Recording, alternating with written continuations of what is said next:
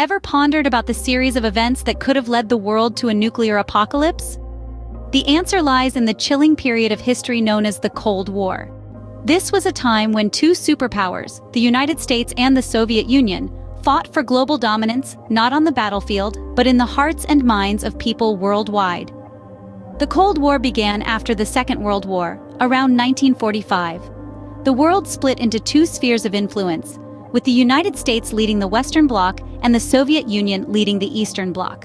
So what sparked this conflict? It was primarily ideological differences: capitalism versus communism, freedom versus totalitarianism. The first significant event of the Cold War was the Truman Doctrine in 1947.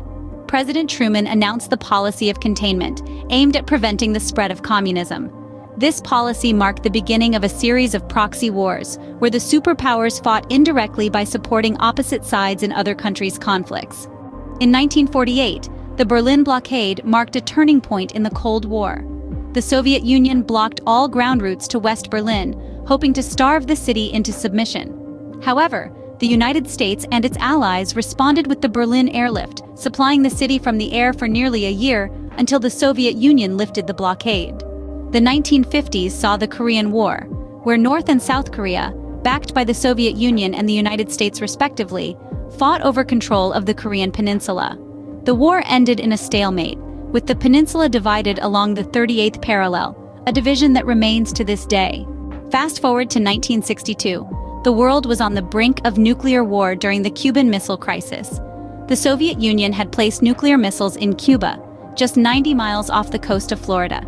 After 13 nerve-wracking days, the crisis ended when the Soviet Union agreed to remove the missiles in exchange for the United States not invading Cuba. In the 70s, the world saw a period of détente, a French word meaning relaxation. Both sides engaged in arms control agreements, like the Strategic Arms Limitation talks, in an attempt to ease tensions.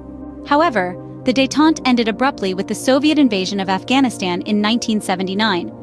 The United States responded by providing covert aid to the Afghan Mujahideen, who were fighting the Soviet forces. Finally, in the late 80s, under the leadership of Mikhail Gorbachev, the Soviet Union embarked on a series of reforms, leading to the end of the Cold War.